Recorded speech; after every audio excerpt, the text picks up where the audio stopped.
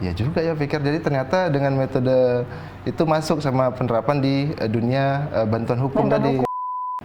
Argumen yang mantap, Iya, misalkan betul. Jadi argumennya harus tepat. Salah satunya itu. Selain senjatanya surat menyurat. Tapi setelah keluar ternyata bisa bangkit ya, bisa, masih ada peluang. Sampai saya lebih tertarik tuh lihat ini di dekat rutan tuh ada tulisan gini, seperti semboyan tapi lebih kepada ini ya, penguat hati mereka. Apa tuh? Kita bukan penjahat, hanya tersesat, belum terlambat untuk bertobat.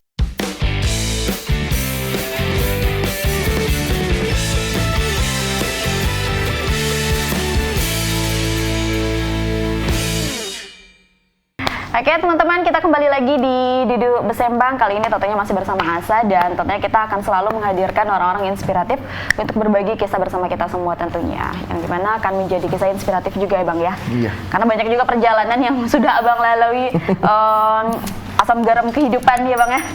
Luar biasa. Kita bersama dengan Bang Muhammad Indra Kelana SH, betul Bang? Ya betul sekali. Iya. Assalamualaikum warahmatullahi wabarakatuh. Waalaikumsalam warahmatullahi wabarakatuh. Bagaimana kabarnya nih Bang? Alhamdulillah. Biasa dipanggil Bang Indra?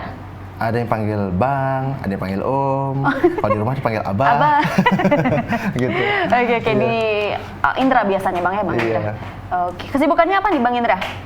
Hari-hari saya bergerak di bidang bantuan hukum, mana orang pada tahu sebutnya bahasa kita nih peguam bela ya. Tapi kalau bahasa secara Indonesianya sudah dimantapkan dengan bahasa advokat. Advokat. Yang orang umumnya menyebut dengan nama pengacara. Pengacara. Iya. Lalu berapa tahun ya Bang bergelut di dunia hukum nih? Dunia hukum ya. Jadi dunia hukum ini sebenarnya saya pendatang baru. Pendatang baru. Pendatang baru. Belum terlalu lama, saya juga buka kantor baru 7 tahun lalu ya. Gitu. Tapi secara runut kerjaan itu di hukum semua. Iya. Sampai-sampai kemarin jadi jurnalis pun jurnalis hukum. Di perusahaan juga menggeluti bidang hukum. Jadi udah untung on the track gitu jalurnya. Kadang-kadang memang ada yang pertama pernah dulu mungkin menyimpang, masih pernah di beda dari jalur hukum, tapi itu juga pasti konteksnya ada ketemu hukumnya juga. Diperbankan dulu, sempat diperbankan. Jadi itu masih merantau lah dulunya. Tapi sepulang dari sana kayaknya alhamdulillah dapat jalurnya on the track, sampailah kepada puncaknya benar-benar memberi layanan hukum. Layanan hukum, menjadi lawyer ya Bang ya, luar biasa. Sesuai juga Bang ya, kadang kan kayak Bang lulusan jurusan hukum, bergelut di bidang hukum, sesuai Bang ya. Jadi waktu di perusahaan kan gelut bidang hukum, tapi benar-benar jadi advokatnya. Sebenarnya saya ini pendatang baru, jadi belum sampai 8 tahun. Saya jadi advokatnya belum. Tapi lumayan ini juga Bang ya. Belum sampai 8 tahun. Jadi. Belum sampai 8 tahun. Belum. Jadi udah 7,5. Sampai lagi jalan. Lagi jalan. Oke. Ini kalau kita berbicara tentang hukum nih Bang, Abang kan berarti kan udah cukup lumayan lama juga bergelut di bidang hukum, dan sekarang juga sudah memberi bantuan hukum kepada banyak masyarakat Kepulauan Riau, khususnya Tanjung Pinang nih Bang. Iya. Mengambil jurusan hukum kuliah nih, apakah emang itu cita-cita Bang ya Bang? Sebenarnya dulu kalau dibilang cita-cita ya pernah terpikir gitu.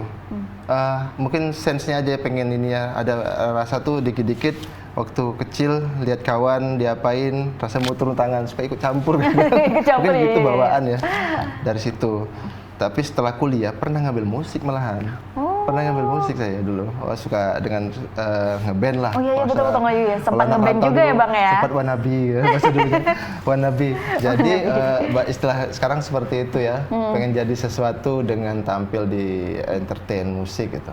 Iya. Tapi ya Allah berkehendak lain, Tuhan punya caranya sendiri untuk menunjukkan ini kan jalannya untuk saya. Waktu itu orang tua tiba-tiba, padahal udah beliin, almarhum orang tua saya tuh bapak pernah beliin alat musik. Udah oke, udah daftar ke sekolah musik. Sempat daftar juga ya Bang ya? Gitu. Sudah jalan daftar, di tengah jalan bilang udah pindah aja kuliah hukum ya. Gitu. Tentang apa saya nurut aja hukum. Menarik ya kayaknya. Ya hukum gini dijelasin. Kebetulan bapak waktu itu memang penyampainya masuk kan. Nanti mau jadi politik juga Kak, bapak waktu itu kan orang politik kan. Betul, jadi kalau mau di jalur hukum gitu, tertarik.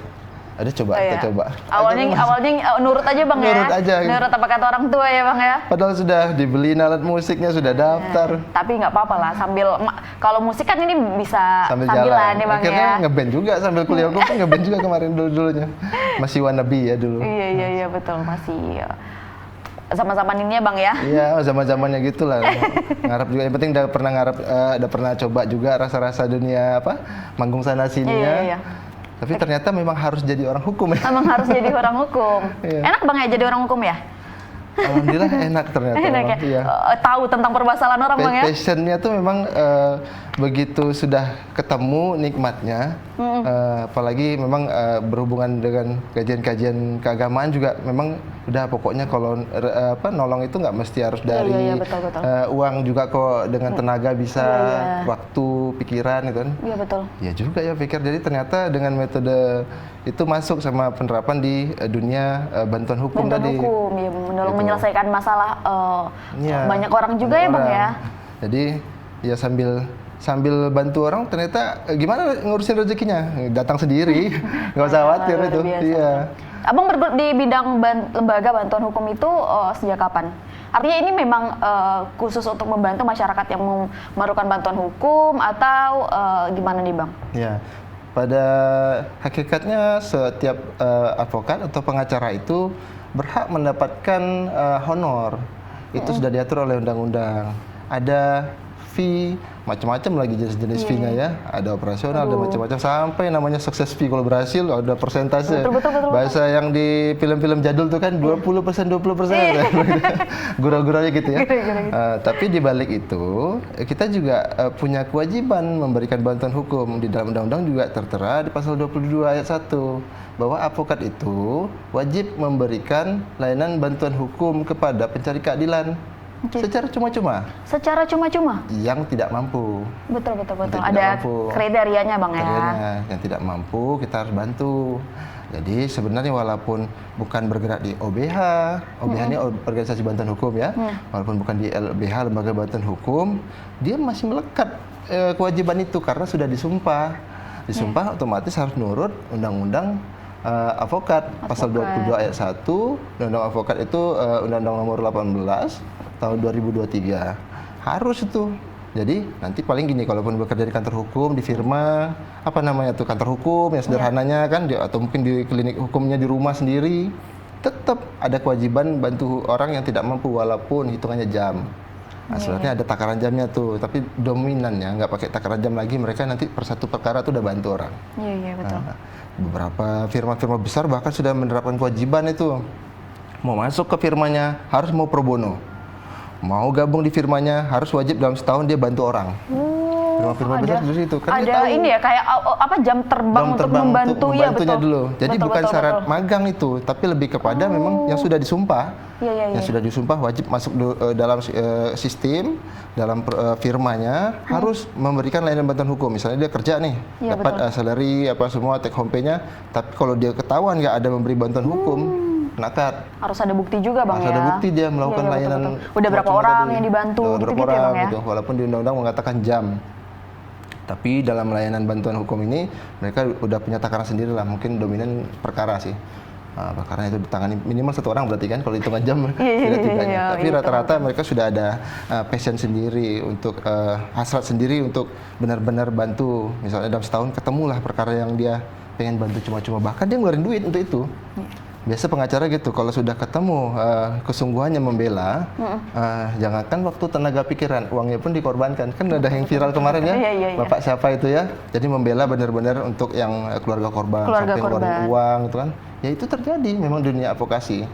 Jadi ada yang mungkin dapat salary, dia berpikir gitu kan, tapi ada yang berpikir dengan sedekah waktu, tenaga, pikiran, sama seperti kita sedekah uang. Sedekah uang aja kalau di keagamaan juga banyak kepercayaan sama tuh. Dengan mau sedekah nanti dikasih lebih lagi kan. Nah ini apalagi waktu tenaga pikiran kan, yakin nanti datang aja dari segala penjuru. Betul, apalagi kita membantu menyelesaikan permasalahan orang kan. Tak mampu jelas-jelasnya lagi kan, doanya mustajab. Wih, aduh luar biasa doa orang teraniaya bang ya. Iya kan ada beberapa. Mungkin bisa jadi dia salah, tapi dalam kondisi dia sangat membutuhkan. Betul, sangat membutuhkan bantuan. Jadi doa-doanya itu licin ke atas. Licin sekali bang ya, langsung tembus ke atas. Jadi konteksnya seperti itu di balik urusan ke spiritual. Tapi di sisi lain memang ada kewajiban memang. Iya sih, karena kita udah dibaiat juga Bang ya ketika kita sudah mengambil sumpah itu ya. Apalagi dengan naungan saya saat ini kan mengelola sebuah OBH. Iya. Secara bantuan hukumnya ini harus merata ke Kepri, memang menjadi tanggung jawab nih, walaupun ada beberapa nggak sampai ke pelosok gitu kan. Ya kami pun berharap semoga dari segala penjuru di Kepri bisa menghubungi, walaupun di pelosok, walaupun di pulau-pulau bisa menghubungi, bisa ada bantuan hukum gitu. Kabarinlah ke OBH yang teragreditasi di Kemenkumham. Salah satunya memang Paham Kepri nih. Paham Kepri teragreditasi. yang memberikan. Tapi untuk zaman-zaman sekarang kayaknya memang tidak sulit lah untuk mencari masyarakat yang memang membutuhkan bantuan hukum ini Bang ya. Apalagi sekarang juga sudah ada penerapan restoratif justice ini ya Bang ya. Iya, jadi dengan ada restoratif justice ini memang sangat membantu masyarakat. Sangat membantu masyarakat, betul yang sekali. Dulunya mengambil sesuatu yang nilainya mungkin tak seberapa, tapi betul. tak sepadan dengan nanti hukuman, takutnya kan. Sementara kita karena ini juga Bang, karena itu kan, iya, sistem hukum. restoratif justice juga memang yang pertama membantu si korban, membantu sama-sama enak gitu kan, karena ada kesepahaman. Terus membantu yang terutama membantu pemerintah juga Bang ya, karena kalau semuanya dimasukin sel, aduh penuh. Kita harus lebih banyak belajar dengan negara-negara luar yang berkembang, metode penerapan hukumnya itu lebih mengutamakan perdamaian, lebih mengutamakan yang namanya denda. Jadi orang tidak mesti harus hukum dengan badan gitu, seperti itu. Tapi di balik itu nanti kan berkembang nih, apakah Indonesia cocok di sistem mana, kan peraturan makin lama makin di. Iya, karena sistem restoratif justice juga ada efek jerahnya juga ya Bang ya. Ada kapok juga kalau misalnya dia berbuat lagi, dia harus melakukan pembayaran ganti rugi, kompensasi. Karena menurut saya hukum sanksi kayak banyak sekarang kan kita di Melayu ya Bang ya. Apa namanya nih, hukum sanksi adat itu kayaknya lebih berat dibandingkan sanksi juga ini, kalau ya. sempat kena ada sanksi adat itu kan ada syarat-syarat khusus kadang. Iya betul. Tapi memang dominan lebih memilih kompensasi kalau untuk lebih jalur yang bisa diterima ya. Memberikan sebuah ganti rugi ibaratnya kepada pihak korban. Tapi kalau yang tidak ada korbannya, bagaimana bisa nggak langsung restoratif? Belum tahu, narkotika nggak bisa. Perkara apa lagi yang berat-berat tuh? Perkara yang memang khusus-khusus itu nggak bisa kadang. Iya betul. Bang, sejauh ini nih, selama Bang menjadi lawyer atau pengacara, apa kasus yang menurut Abang paling berkesan lah yang pernah Abang tangani? Yang sampai sekarang mungkin sulit untuk dilupakan. Mungkin banyak ya Bang kasus-kasus yang udah Abang tangani, tapi kan ada mungkin yang rasanya nih berkesan gitu. Apa kasus apa Bang? Berkesan ya? Ada nggak Bang? Atau berkesan semua saking banyaknya? Sebenarnya ya dominannya berkesan semua. Tapi rata-rata yang kasus lebih, apa nih Bang? Kita di masyarakat Kepri khususnya Tanjung Pinang kebanyakan nih Bang? Kita nih darurat narkoba itu memang musuh kita bersama. Kita sangat harus ada gerakan perang ya, memang sama narkoba ini. Terlalu banyak yang masuk ke dalam jeruji besi itu, saudara-saudara kita itu menjadi korban. Kalau dihitungannya dia korban penyalahguna, tapi bagaimanapun undang-undang menuliskan itu perbuatan yang harus dihukum gitu kan, seperti penyalahguna. Penyalahguna aja kena pasal 127 Undang-Undang Narkotika itu. Selanjutnya kalau menyimpan aja udah kena juga gitu kan. Menyimpan juga kan bisa jadi takut ngedar atau gimana. Jadi tetap hukumannya walaupun nggak make ya Bang ya. Yang bisa itu paling direhab. Itu pun rehab ada kriteria khusus. Makanya tadi saya bilang narkotika itu berat, itu nggak bisa khusus kan hitungannya seperti perkara-perkara khusus lainnya. Tapi dia bisa sebenarnya dengan rehab. Rehab itu tapi banyak syarat. Nggak semua kadang direhab. Ujung-ujung masuk juga lagi. Jadi karena perkara narkotika itu merusak segalanya, masa depan, keluarga, kasiannya keluarganya. Gitu. Iya sih, merusak generasi juga Bang ya. Iya, jadi saya pernah lihat yang paling berkesan ya. Iya. Sebenarnya mungkin baru-baru ini juga balik lagi perkara itu juga lagi saya lihat. Gimana tuh Bang ceritanya? Iya, gara-gara narkotika ini kan memang mengacaukan segala urusan si tersangka, urusan keluarga juga, anaknya kebawa. Usia berapa anak nih Bang? Bisa ke bawah. Usia siapanya? Anaknya? Iya sih. Atau tersangkanya? Tersangkanya? Tersangkanya dewasa. Biasanya kalau yang udah berkeluarga itu membawa persoalan bukan hanya pribadi, Betul, tapi akan kepada lebih banyak keluarga, lagi ya Bang ya, anak-anaknya, efek-efeknya. efek-efek semua gitu. Nah yang jadi persoalan ini kan sekarang menyentuhnya, ini salah satu menyentuh ya mungkin ya. Ya anaknya jadi telantar gitu. Iya ya, apalagi dia sebagai Mohon maaf, kondisinya ibu tunggal. Anak satu masih kecil, yang paling bungsu umur 3 tahunan, yang satu lagi masih balita juga, yang satunya lagi belum cukup umur, masih di bawah umur ya. Jadi sekarang nggak tahu nih gimana nya. Akhirnya saya dapat kabar, untung paling buat saya tenang tuh belakangan, untung ada yang masih mau membantu. Waktu kemarin awal-awal penanganan saya dengarnya kaget, wah jadi anak kemana gitu. Iya, betul, siapa yang pegang gitu. Iya, karena gitu. pencari nafkahnya udah Ibunya kena gitu kan. Iya, iya. Gitu. Ibunya atau bapaknya kena? Ini ibunya. Oh, ibunya. Waduh, saya pikir ini jadi si suaminya. Jadi tantangan terbesar sih itu memang perkara narkotika. Anaknya masih kecil juga ya Bang ya? Kecil. Jadi memang musuh kita bersamanya di situ. Semua orang bisa dikenain. Kita harus perang sama perkara ini. Jadi makanya kan dari BNN juga baju pakai loreng kan, itu memang menyatakan perang benar itu. Betul memang. Karena gini, dengan adanya narkotika ini kan segala macam urusan sudah terbengkalai itu kalau saya tidak kena. Iya. Pengguna walaupun belum ketangkap juga udah kacau balau itu hidupnya gitu. Negara juga banyak kekacauan itu akibat itu. Lihat aja yang kejadian di Amerika ya itu. Walaupun udah ada klarifikasi nggak semua seperti itu bla bla bla, tapi tetap aja kita lihat sendiri yang videonya itu sampai bungkuk-bungkuk gitu kan. Ada kondisi seperti zombie. Iya betul itu udah sampai parah kali ya Bang ya. Parah kali itu di daerah tertentu kan, melumpuhkan perekonomian juga, mengakibatkan tidak produktivitasnya orang-orang di situ, malas-malasan atau homeless di situ kan. Iya. Kan Mudah-mudahan jangan sampai terjadi seperti itu di daerah makanya kita. Memang harus diperangi karena sekarang juga banyak yang maka juga kadang anak-anak masih di bawah umur yang masih masih anak-anak muda lah Bang ya, karena itu kan merusak generasi kita. Apalagi khusus di Kepri ya Bang ya. Jadi memang harus betul-betul harus dijaga gitu. Saya mungkin kalaupun ada ketemu sama teman-teman yang kenal gitu kan, atau mungkin teman kecil saya tiba-tiba saya harus dampingin, misalnya itu kena juga di perasaan kadang-kadang, aduh kenapa kamu seperti ini, akhirnya saya ada perasaan. Jadi mungkin saya lebih kepada pendekatan secara emosional, akhirnya untuk yuk udah habis nih, udah yuk gitu. Karena kan sayang kan. Iya betul. Ada nggak sih Bang perkara ataupun kasus yang Abang tangani yang ternyata yang Abang bantu itu adalah mungkin teman kecil Abang? Iya ada, itu tadi saya kisahkan, ternyata rupanya teman kecil. Ternyata pas ketemunya udah dibalik tersangka sel ya gitu Bang? kan. Iya. Perkaranya itu juga lagi dominannya banyaknya. Jadi dia jebakan itu seperti nyambar-nyambar. Iya. Nah, jadi cepat sekali Bang ya. Cepat sekali, jadi terpengaruh, terkena. Pertama level-levelnya pelan-pelan tuh, nanti dari pengguna, itu kan korban penyalahguna, tapi dia tetap aja ada pasalnya, pasal 127 tadi. Nggak boleh itu di pasal 127 narkotika itu. Narkobanya itu pokoknya dia dikategorikan melawan hukum. Nah, hukuman maksimal 4 tahun. Udah kena kan?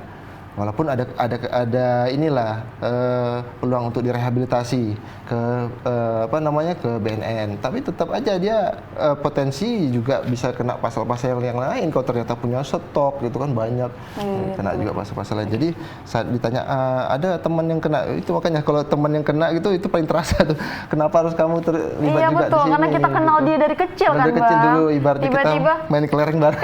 Tiba-tiba main kelereng kesambar gitu, main kejar-kejaran bareng, tiba-tiba harus ketemu dia di balik jeruji kan. Adiktif ini kan mungkin seperti ya yang lain-lain kan, ada yang takaran-takarannya ya. Rokok adiktif juga tapi punya takarannya. Itulah mungkin candu tadi mengakibatkan dia harus nyari lagi. Sekali coba nyari lagi, sekali coba nyari lagi. Ada yang berhasil berhenti, tapi ada yang nggak bisa survive untuk berhenti, itu yang kasihan. Betul. Pernah nggak sih Bang ada kasus yang Abang tangani misalnya nih, atau dia udah selesai dari masa hukumannya, terus pernah nggak sih Abang lihatin atau istilahnya kayak jengukin atau gimana kita gitu? untuk pantau ulang pantau ulang gitu, ada nggak sih? Kita pantau ulang, akhirnya sudah berbenah, mulai kehidupan baru, menjadi lebih mungkin bahasanya alim ya. Iya betul. Alim, hijrah bahasanya gitu. Lebih rajin beribadah, selain juga buka peluang usaha. Dia tahu bahwa naik level dari pengguna, menjadi pengedar eceran, menjadi bandar, apalagi jadi kartel, itu punya risiko kematian juga. Kematian bisa didor kan. Iya betul. Dia sadar dia akhirnya. Jadi daripada lagi, dia betul-betul mau kerja yang benar aja. Iya sih. Gitu. Efek jerah. Jadi Efek jerah. abang juga ini ya ngasih pengertian juga ya, ngasih kita penjelasan ngobrol juga kan, bang tapi ya. nggak usah terlalu diceramain. Biasanya manusia kan nggak semua mau diceramain ya. Iya. Manusia ini tempatnya salah. Betul. Saya pun bisa rentan salah ibaratnya. Tapi memang pendekatannya lebih kepada ya ngopi kali ya. Ngajak ngopi ya bang ya. Ngobrol, apa kabar paling gitu ya. Tapi kalau diceramain jarang mau. Ngajak duduk bersembang bang ya. Iya. Tapi kalau ada masalah baru nanti minta tolong. Biasa gitu. Iya. Kita kayak ibarat madamin api dulu ya, pemadam kebakaran. Ada masalah nih tolong padamin. Iya. Padamin aja dulu yang penting bang ya. Iya. Tapi kalau gitu memang kita harus lebih pendekatannya ya humanis lah, jangan terlalu gimana sama kawan sendiri atau mungkin orang yang bukan dekat juga gitu kan. Kita paling pantaunya sekali lihat, wah dia udah buka kios-kios kecil gitu. Betul. Harus dipantau juga harus, bang ya. dia memang begitu keluar itu dari kan sekarang bukan narapidana, namanya warga binaan. Saya pernah ngobrol sama kepala rutan kita di sini, salah satunya baik yang dulu sampai sekarang konsepnya sama, menyampaikan bahwa kita ini harus membina mereka kembali untuk siap ketika melangkah keluar. Tapi setelah keluar ternyata bisa bangkit ya, bisa, masih ada peluang. Sampai saya lebih tertarik tuh lihat ini di dekat rutan tuh ada tulisan gini, seperti semboyan tapi lebih kepada ini ya, penguat hati mereka. Apa tuh? Kita bukan penjahat, hanya tersesat, belum terlambat untuk bertobat. Ya, bahasa keren ya. Memang kita ya itu memang penjahat, motivasi. Kita bukan penjahat, hanya tersesat, belum terlambat untuk bertobat. Luar biasa ya Betul, dari iya. dari jadi, Kementerian Hukum dan para HAM itu ini ada orang-orang di rutan, jadi setiap ini temenung juga bang ya. lihat itu. Oh iya, sadar. Jadi kata-kata itu punya visi, punya motivasi untuk merubah mereka gitu. Insya Allah jarang sih ketemu yang memang ngulang sama, kecuali perkara yang paling unik tuh sering mungkin ya ada yang memang mereka sangat terbentur, nggak bisa welcome kerja lagi aja kan. Tapi kalau perkara yang mereka udah tahu bahwa ini ada jalur ekonomisnya, itu tantangan besar tuh untuk mendoktrinnya memang. Gitu. Ya. Bang, nih kembali kita ke ini nih bang. Tadi bicara pidana mulu ya. Pidana mulu, iya. Mungkin ini kalau hukum kan nggak tentang pidana aja, bisa perdata, tata usaha negara. Kalau saya penasaran nih kan, karena sekarang lagi ngomong santai nih.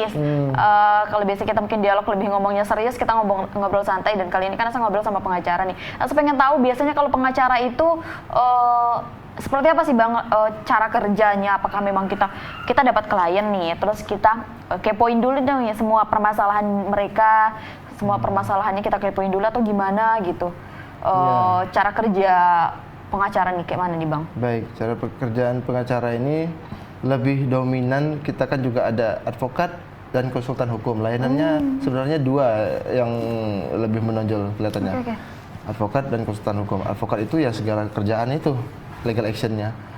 Konsultan apa? Konsultan itu seperti tadi memberikan masukan, saran, atau mungkin hanya mendengar curhat. Iya. Mereka sudah lega, cukup. Paling kita kasih resepnya dengan salah satu kalimat yang menurut mereka itu jawabannya gitu. Oke. Satu kalimat cukup, tapi ada juga yang butuh explanation, penjelasan panjang. Jadi pekerjaannya lebih kepada mendengar dulu. Mendengar dulu, membuka data, kalau nggak cukup kita investigasi. Makanya kemarin yang pengacara terkenal itu kan mau mengeluarkan duit sendiri untuk investigasi, betul. Sampai menemukan benar-benar fakta sebenarnya. Itu luar karena biasa. Sulit bang ya. Ya kadang sulit membuka fakta sebenarnya dengan hanya mendengar curhat atau katanya-katanya. Iya, tapi kalau kita bicara hukum itu bicara datanya juga. Bukan katanya buktinya tapi faktanya, juga, buktinya kan. Jadi kita juga punya kewenangan untuk mencari langsung bukti-bukti itu. Oke, dan abang melakukan itu bang ya? Melakukan itu. Jadi kalau orang bilang detektifnya nih ya. Iya, detektif. Tapi ada cara kita tersendiri untuk mengumpulkan data itu tadi. Betul. Namanya juga investigasi kan. Iya, jadi tidak bisa hanya dari omongan dan cerita ya, karena belum tentu juga mereka jujur atau gimana juga, jujur, atau mungkin memang kemampuan SDM-nya, karena memang Pak adanya cuma ini datanya, adanya cuma ini saksinya. Nanti lebih lanjut kita kan mendalami, setelah mendalami barulah kita tahu apa yang harus kita lakukan, penambahan bukti kah atau langsung melakukan action. Nah, action itu langkah hukumnya ya, legal actionnya. Langkah hukum apa yang tepat nih? Misalnya udah kita coba undang saja dulu yang paling ringan.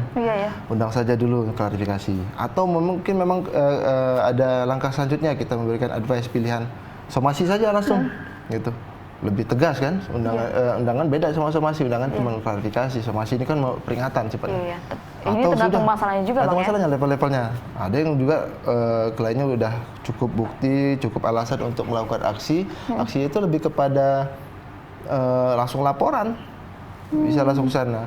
Laporan kemana? Ke pihak terkait. Bisa jadi ke pidana ya ke polisi, ke urusan-urusan kedinasan, ke kantornya masing-masing kan gitu. Satu kasus biasanya menghabiskan waktu berapa nih Bang? Satu kasus itu beda-beda. Memang ada yang singkat, saya pernah nangani kasus itu cukup singkat dalam 1 minggu clear, damai. Pernah juga itu, nggak sengaja kan, mungkin nggak sengaja. Damai akhirnya. Sebentar juga nanganinya, alhamdulillah gitu. Target kita memang selalu prioritaskan kepada damai. Karena gini, damai itu bagi kami worth it sepadan dengan hasil. Daripada berlama-lama perkara, habis juga operasional dan honor pun terpakai juga di situ. Jadi kalau dari hitungan ekonomis pun udah terbuang klien, kami pun terbuang. Lebih cepat kami berpikir gimana caranya perkara itu diselesaikan secara baik dan benar dengan waktu yang cepat. Apalagi peradilan pun peradilan cepat sekarang. Apalagi kalau masuk ke abang double perkara, belum selesai urusan datang lagi kan? Datang lagi. Bukan double lagi. Gitu Bang ya? Bukan double quartet apa ya? Triple lebih. Jadi kadang-kadang masuk satu datang lagi. Belum lagi kita membantu layanan pro bono kan, juga harus tetap utama prioritas. Pro bono ini kan bantuan hukum tadi. Jadi memang kalau bisa selesaikan yang lebih jalur cepat itu damai. Kalau misalnya para pihak masih berseteru, baik itu perdata atau pidana. Perdata buat perjanjian gitu cepat kan. Terus ada yang lama memang itu harus diperjuangkan terus. Kita lanjut naik banding, udah di sidang banding lagi habis banding nggak sesuai harapan juga, nggak puas, atau mungkin udah sesuai harapan tapi nggak puas, kasasi lagi. Banyak ya Bang ya. Lama itu memang. Lama Bang ya. Tapi pernah Bang nangani kayak gitu ya? Ini belum selesai, datang lagi gitu. Pernah kayak gitu ya di posisi datang kayak satu-satu. Jadi kantor yang untuk saya ibaratnya kantor profesi saya tuh di bersama associates.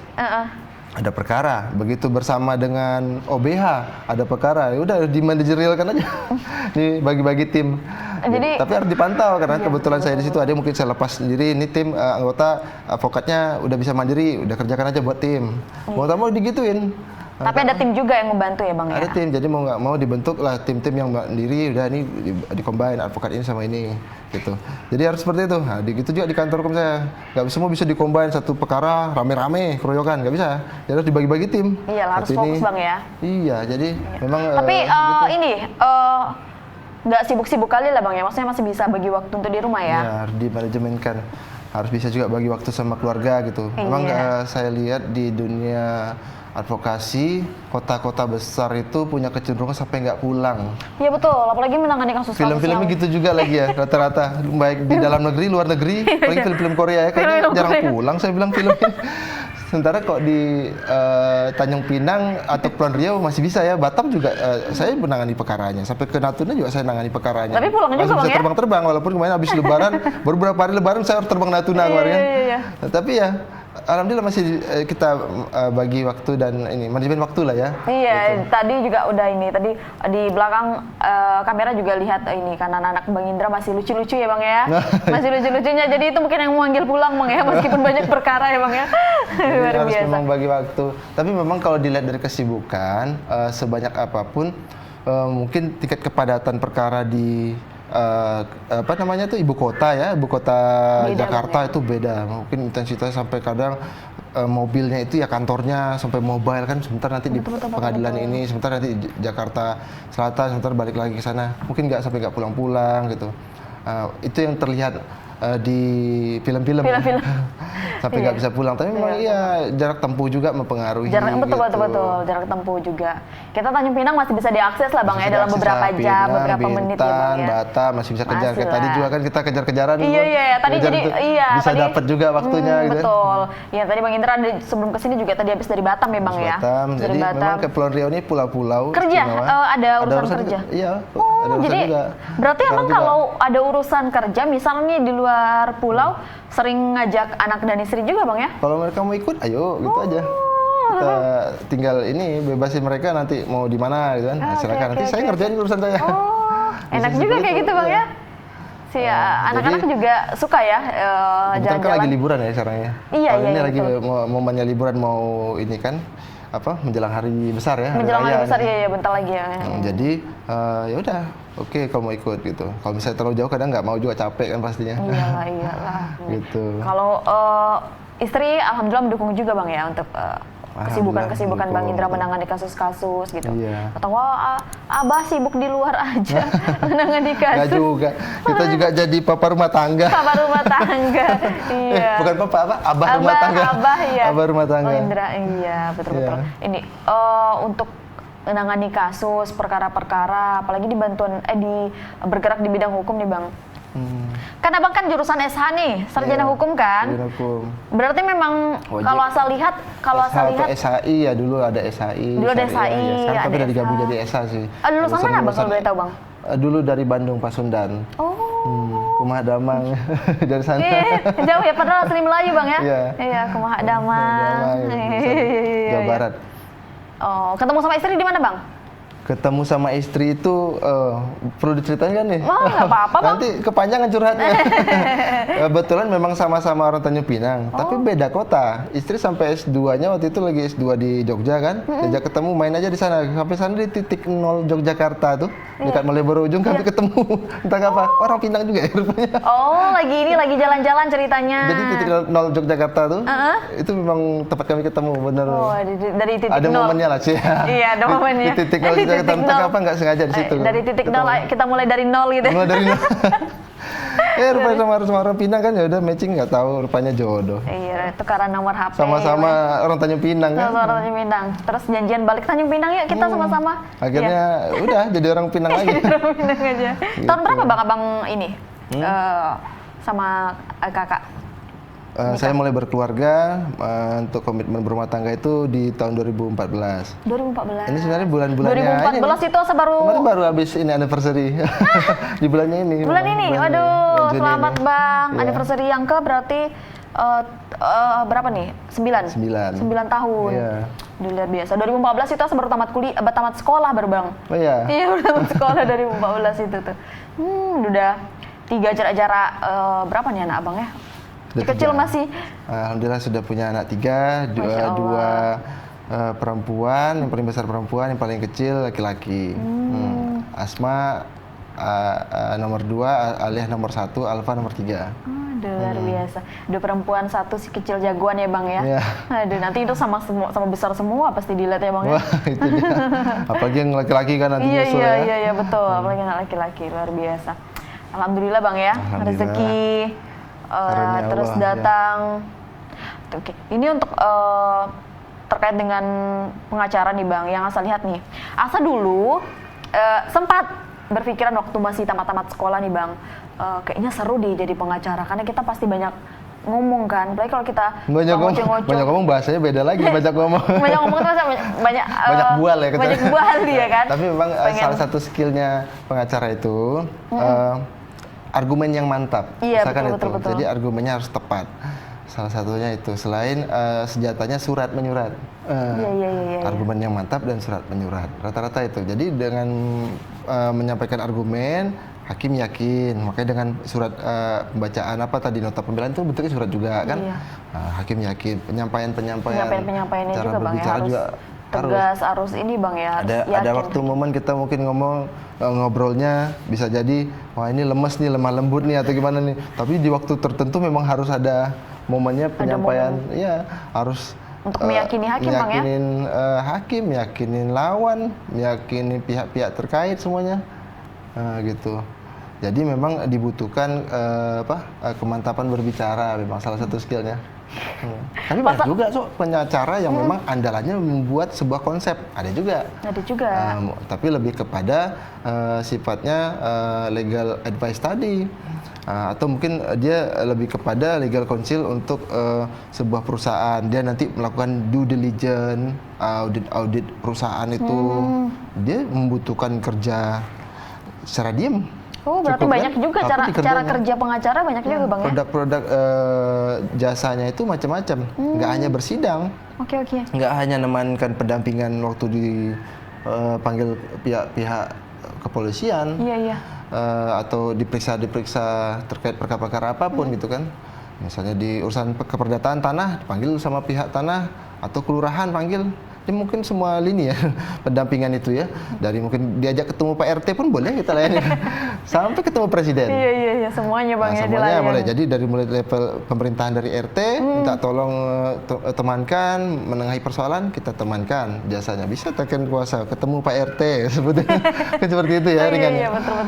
Saya dipanggil Pak Presiden, saya ada masalah apa nih, nggak tahu gimana. Mungkin dengan kuasa hukumnya insya Allah mudah-mudahan diizinkan untuk ketemu karena saya dari kuasa hukum Pak.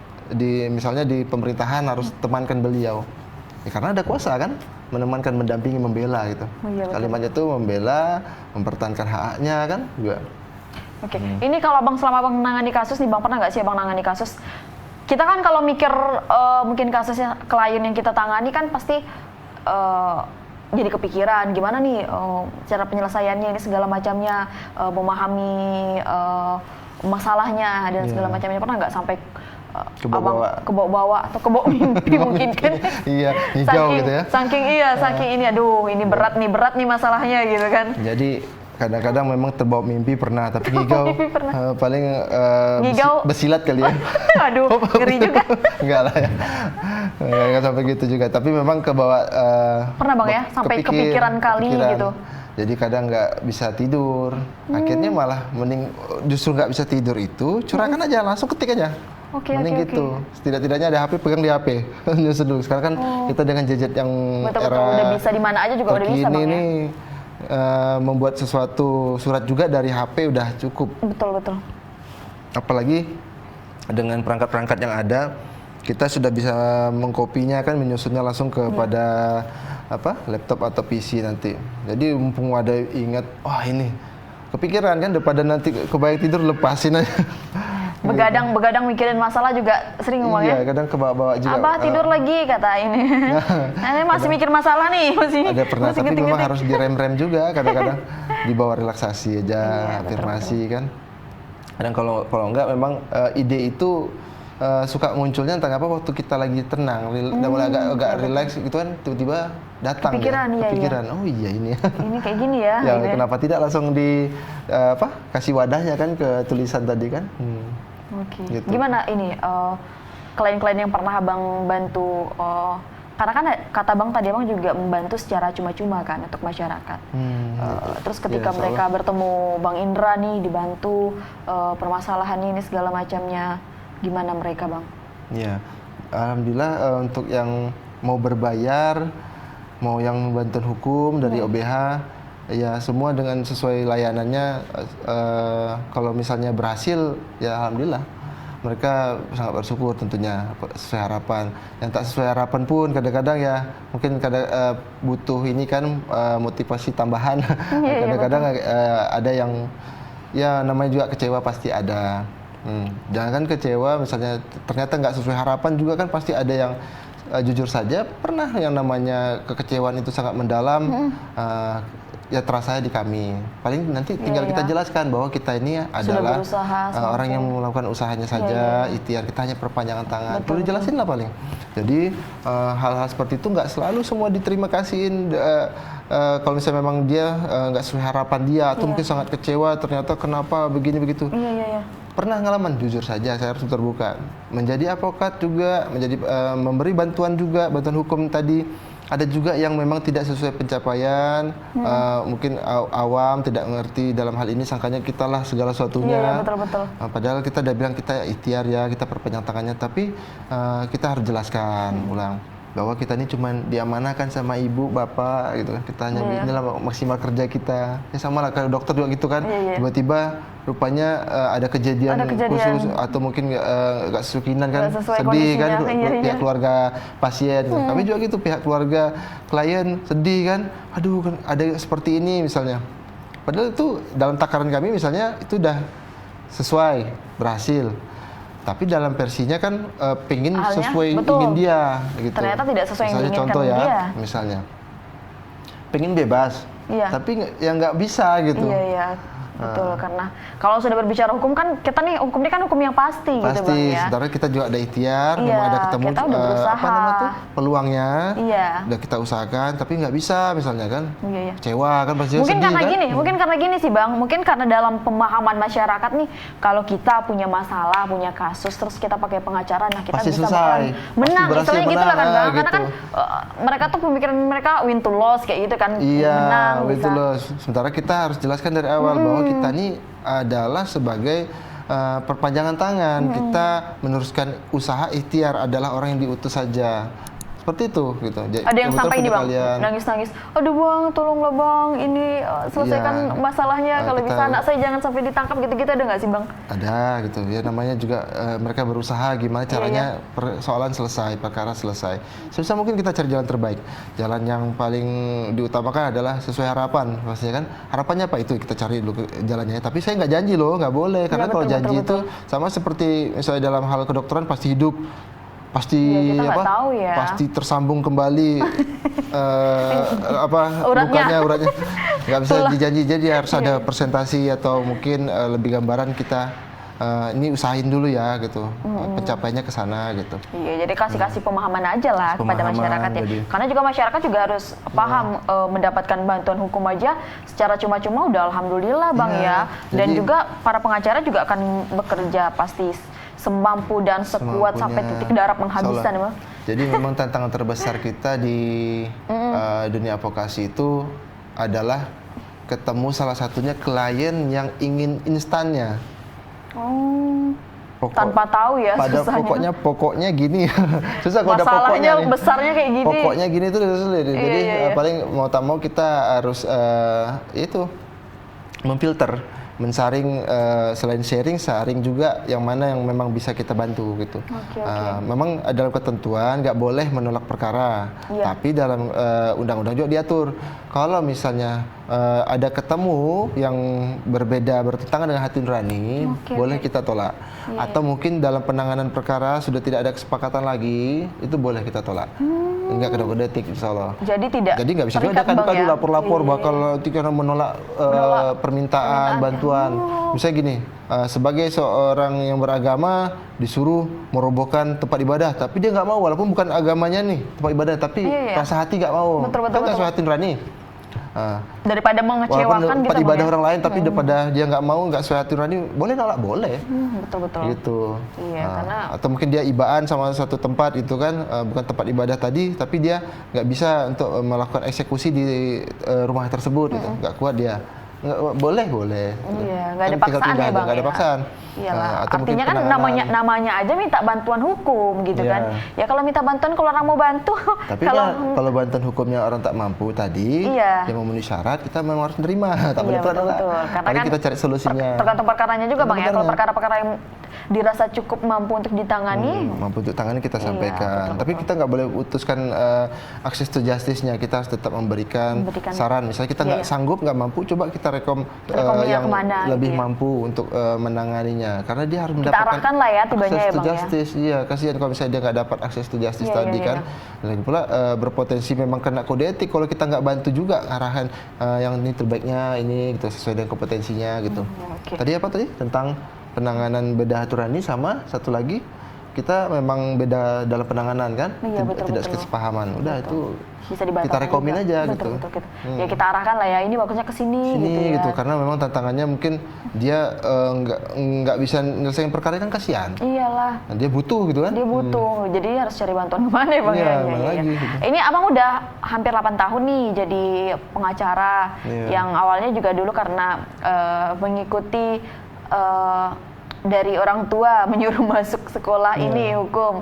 Nah sekarang gimana respon orang tua udah tahu Abang jadi pengacara nih? Ya. Melihat abang yang Kalau sekarang nih. almarhum orang tua ke almarhum bapak ya, saya lebih kepada ya bicara aja sama ininya langsung kan. Nih udah jadi pengacara anak papa udah jadi pengacara gitu kan. Bisa kita bicara di kuburnya kan, gitu kan. Oh, udah meninggal. ini. Kalau almarhum Oh, bapak udah meninggal. Udah berapa? Jadi pengacara juga setelah meninggal kan, udah jauh. Oh, Waktu saya bapak masih kuliah pengacara, dulu. almarhum bapak pengacara juga? Bukan, maksudnya bapak Sebelum? bapak udah meninggal. Abang jadi pengacara sebelum atau sesudah Bapak? Saya jadi pengacara itu Bapak udah meninggal. Udah nggak lagi. Saya dari zaman masih kuliah dulu. Bapak udah meninggal. Kalau ibu begitu jadi pengacara, dia ya gimana ya ibu ya, lebih kepada sedih kan, ternyata terbukti juga keinginannya mau jadi pengacara gitu. Iya, keinginan orang tua Bang ya.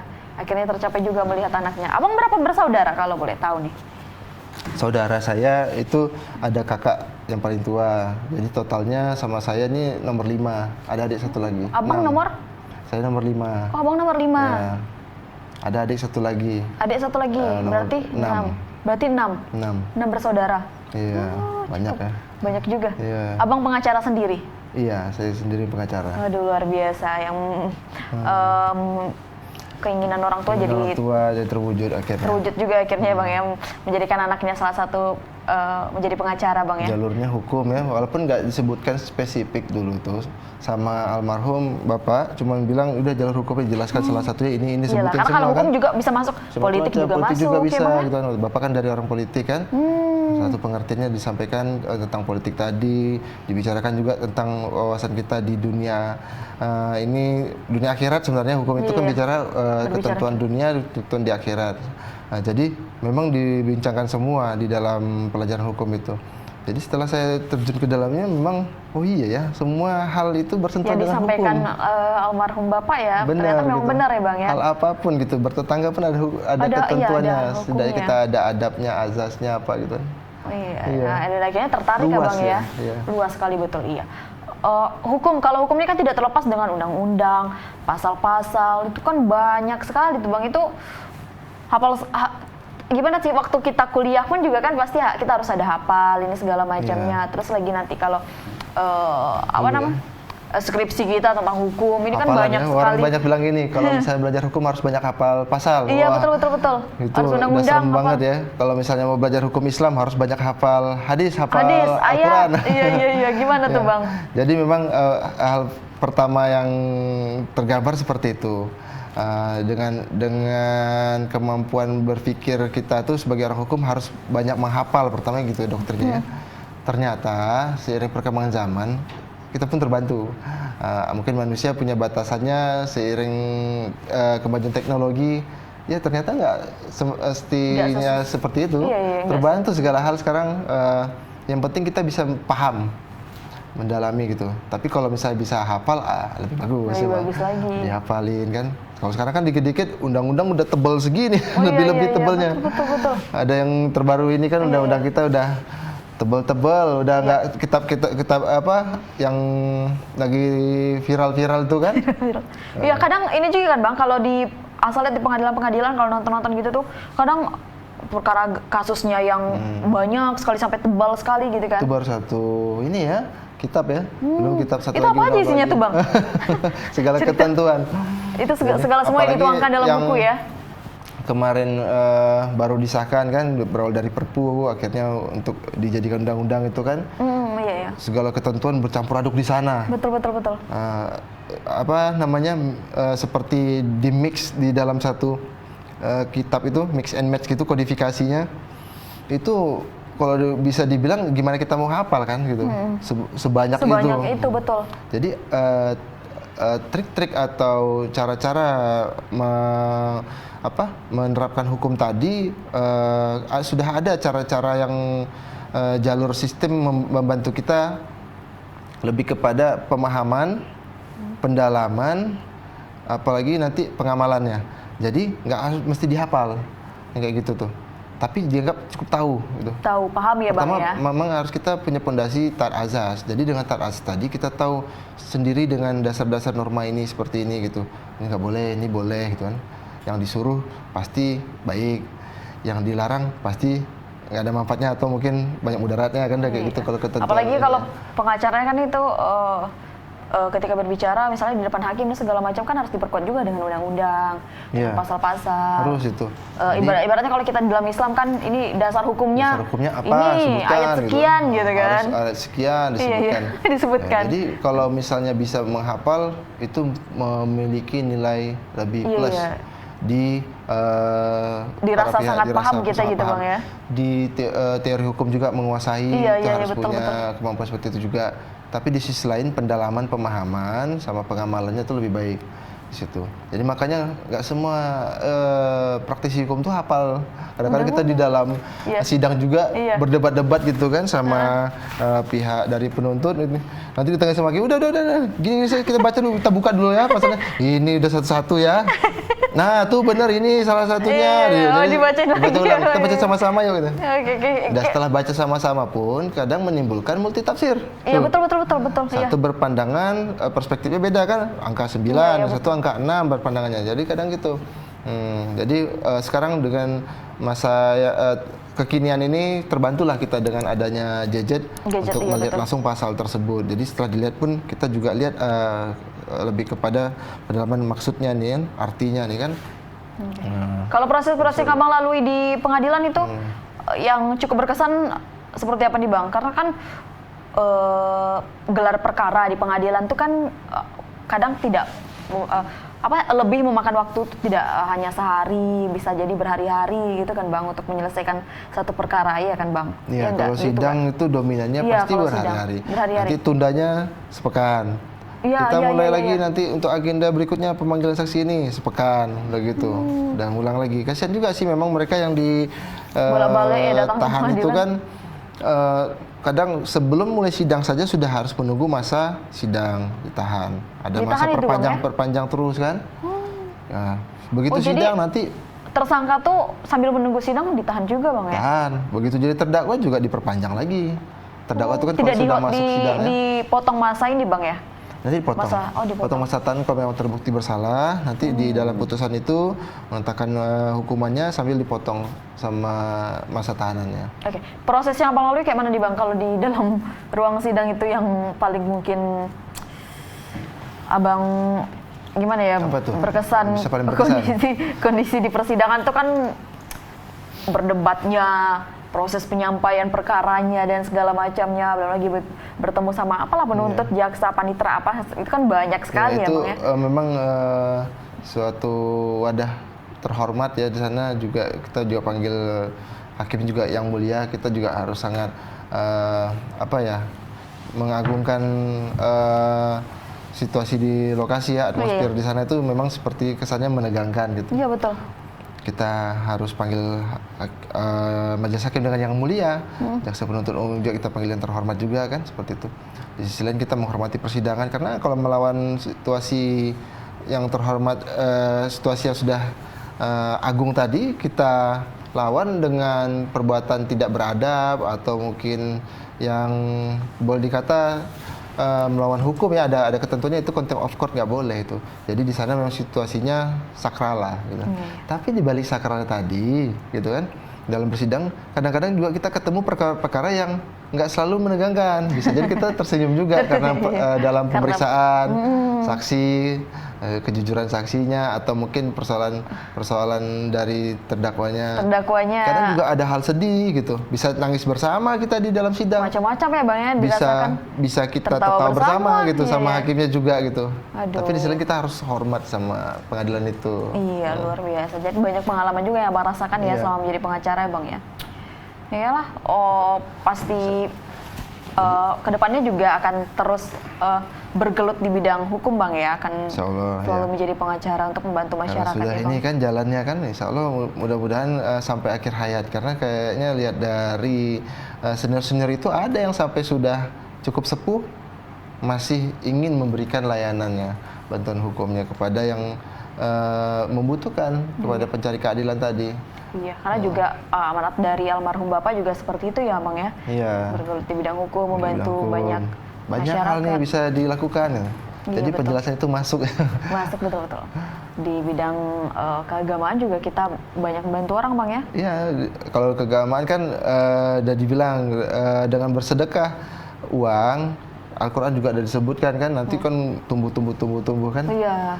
Bercabang-cabang. Nah, bagaimana kalau dengan tenaga, waktu, dan pikiran gitu? Banyak itu sedekah juga bisa gitu. Semua aja Bang ya, tenaga, waktu, pikiran, uang, kesehatan.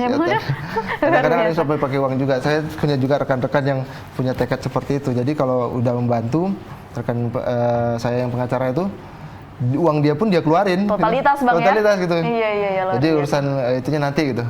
Yang jelas selesai perkaranya ya, jelas sesuai selesai diinginkan perkaranya. sama klien Iya. juga ya Bang ya. Oke, luar biasa. Semoga inilah Bang sukses selalu, Amin. sehat tentunya Bang bersama keluarga, anak dan Makasih, istri, amin. juga untuk bisa terus membantu banyak masyarakat, apalagi masyarakat kita yang memang membutuhkan bantuan hukum ya Bang, karena tidak Iya. semua masyarakat juga, Nggak semua. kadang mereka bingung juga kan, mereka mungkin mendapatkan masalah atau gimana, tapi bingung mau ngadunya kemana, karena tidak punya akses ke Nah, sana. kalau nggak tahu ngadunya kemana gini, kita punya solusi. Nah, gimana solusinya Bang? Jadi, Kementerian Hukum dan HAM itu sudah membuka sebuah kerjasama kemitraan dengan banyak OBH. Salah satunya juga ini dari Paham Kepri. Oke. Tapi selain Paham Kepri banyak OBH-OBH lain. Jadi Oke, nanti kalau di kalau Tanjung ada yang Pinang? tidak mampu, di layanan OBH ini bisa langsung datang ke kantor Kementerian Hukum dan HAM untuk mencari yang mana-mana pilihan-pilihan OBH-nya. Oh gitu. Jadi langsung Nanti kalau dapat langsung kantor sana. Kemenkumham. Tapi langsung datang ke kantor Paham Kepri juga bisa, kantor OBH lain bisa. Tapi kita nggak bisa sebut promo ya, karena kebetulan dalam layanan OBH ini kan sifatnya bukan fokus kepada bantuan hukum sebenarnya. OBH Paham Kepri ini sebenarnya sifatnya seperti gerakan ini ya, ini wadah aktivis sebenarnya. Layanan OBH itu salah satu layanannya saja, dia OBH plus lah bahasanya, seperti obat batuk dia kesannya ya.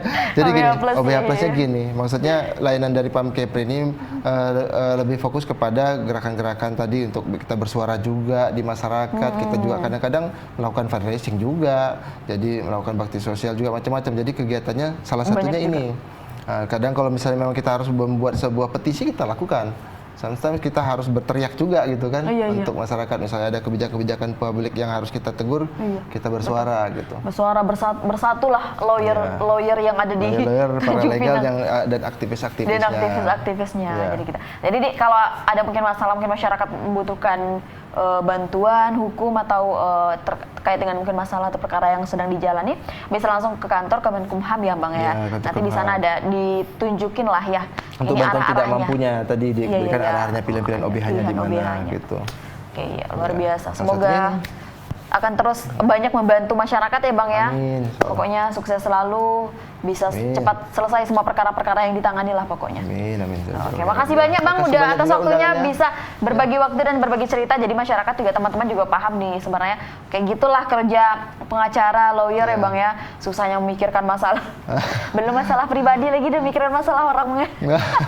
Orang banyak gunanya gitu ya. Ini kapan mikirin diri sendiri nih kata bilang diri sendiri, mikirin gitu orang terus. Tapi insya Allah lah ada. Tapi insya Allah ada ininya, ladang pahalanya di situ Bang ya. Manajemen waktu aja kita. Manajemen waktu aja, betul. Tentunya dari senior-senior juga ada kan banyak yang di Instagram tuh masih bisa juga jalan-jalan. Iya, masih bisa jalan-jalan juga Bang ya, masih bisa traveling, masih bisa seperti abang kita sendiri suka gini-gini tuh jari-jarinya masih bisa kemana-mana. Iya, padahal udah pengacara kondang ya Bang ya. Iya, semoga bisa terus sukses lah Bang di karirnya. Amin. Oke, terima kasih Bang, terima kasih teman-teman undangannya. semua duduk bersama Bang, kita kembali lagi.